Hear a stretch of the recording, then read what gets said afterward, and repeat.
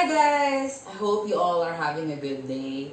Well, this is kind of special vlog for me. Why? Because as you all know, this is the first time that people will gonna see me in my video talking and doing something else. Normally you're just gonna see my hands cooking, right?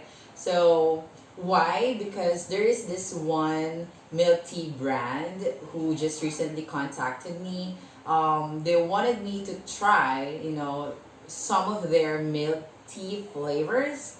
So I'm pretty excited because they just delivered it today. So before I try their milk tea, I will be first preparing a perfect snack, perfect snack that could be a good match for their milk tea flavors. So I'm so excited. It's going to be a little mukbang milk tea and my potato cheese balls. So let's start.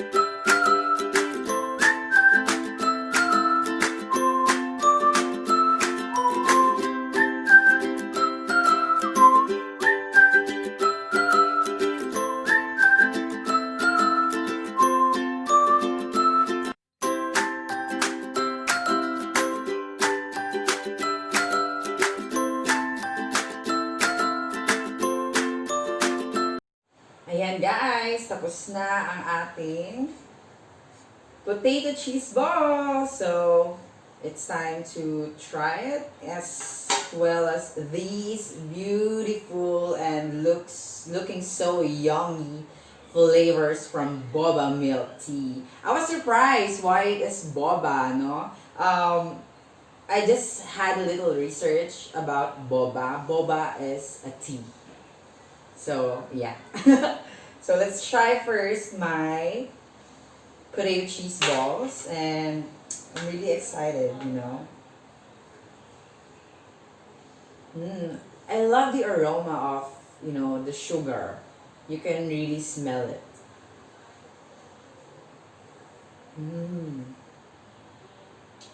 Oh my god, guys. Your kids will definitely love this recipe.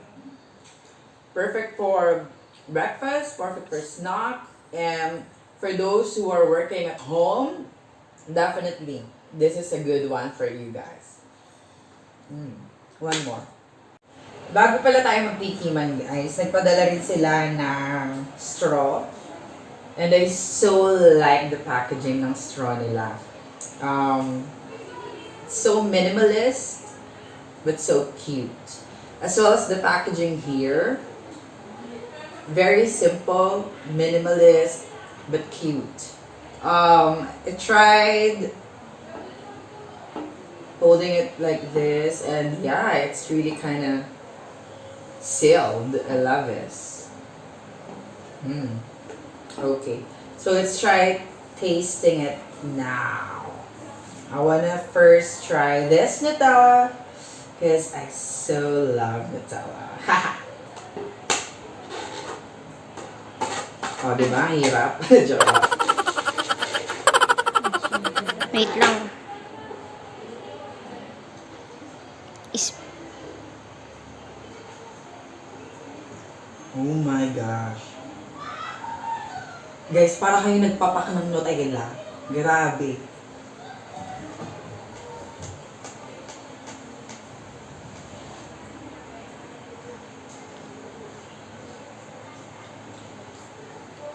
Wow. Ang sarap niya, guys. Yung tamis niya, hindi siya ganun masyadong matamis. So, kung sugar conscious kayo, sobrang perfect. Kahit Nutella siya, alam natin matamis ang Nutella, no? Pero this one, I don't know how they do it, but it's really good. Honestly. One more. Let's try this. They call this passion fruit tea. Let's try this.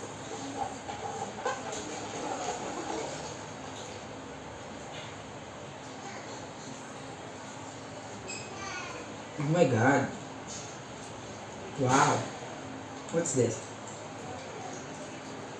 Diba? Sobrang gumamit sila dito ng all naturals. Wow. May buto pa ng kalamansi, guys. Ayan o. Oh. May buto ng kalamansi. Ibig sabihin, talaga.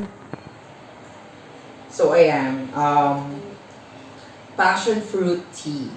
So, I guess may tea and then some fruits inside. I can see some lime. Hi!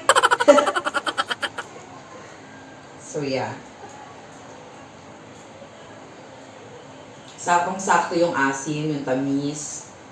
And, gosh, ang sarap niya. So refreshing. Sa init ng panahon natin ngayon, no? I couldn't stop tasting it. It's so refreshing. Next. Woo! What's next? I think this is the white rabbit milk tea. This is my first time hearing this kind of, flavor. White rabbit. When I was a kid, I normally buy that white rabbit candy. One of my favorite from my childhood. So now they turned it into a milk tea. That's awesome.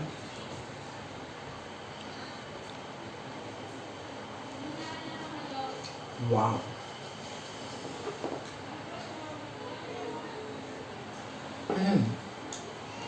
Guys, it's so creamy. And parang bumalik sa pagkabata ko nung nalasahan ko yung white rabbit. Sobrang perfect. Gusto mo rin ba tumikim, anak? Alright. Anyway. Oh. Lovely. Lovely. One more. This is what they call... Alam mo, nahihirapan ko.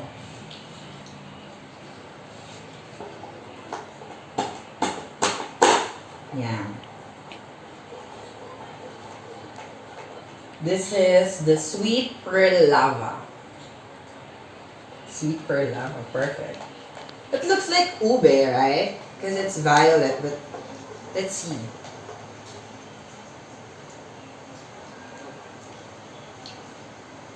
Wow. Alam nyo, sa lahat ng nalasahan ko, or na-try ko na flavors nila, lahat masasabi ko, ang creamy. Ang perfect talaga nito. Ang sarap, grabe. Wala akong masabi, pero ang sarap. Yun lang, ang sarap. Especially the white rabbit, the Nutella, and if you're not a milk tea lover, you can go with this smoothie, refreshing fruit tea. Gosh, wow. Last one is the cream cheese milk tea. Yung mga flavors nila, sobrang unusual, no? Sobrang parang ngayon ko lang narinig. But, very surprising.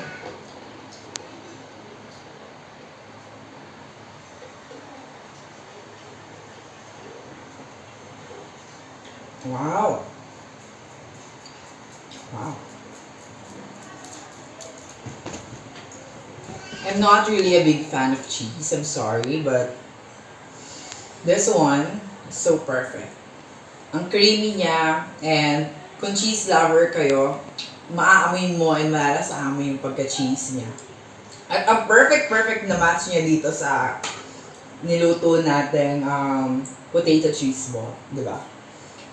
So there, I have tried everything and I can't wait to finish them all. Well, ang ganda-ganda lang ng packaging, no? Ang cute-cute niya. But of course, if you guys are environmental friendly, if you have your own straw, like the stainless straw, better use it. Okay? But I guess the reason why they deliver this kind of straws because it's, delivery. Simple as that. So yeah, again, just a bit of a background of this brand. Again, this is Boba Milk and Tea. They started operating here in the Philippines 2 years ago. Again, just 2 years. They already have like 49 branches internationally. Meaning not just here in Metro Manila, not just nationwide, but internationally. I believe they have one in Australia. Yeah.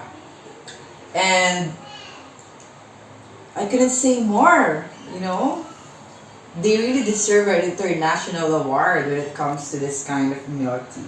First, very unique flavors. Second, the taste is so tasty or very delicious.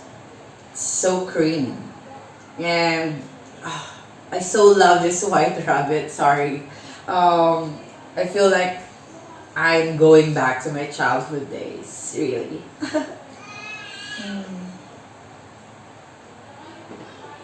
Live. So again, guys, they are open for delivery, and you can check out their page in here. And the person who will be accommodating you is very, very nice. In fact, the last time I ordered 4 because we're only 4 here in my apartment.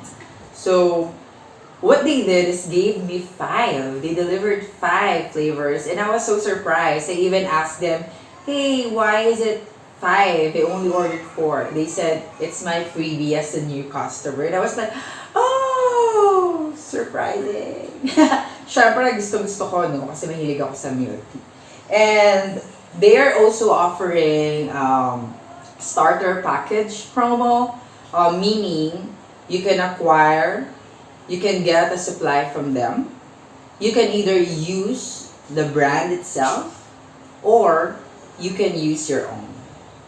Again, the training, the supply, the stall itself, and your own name. Perfect, diba? So, try it now, guys.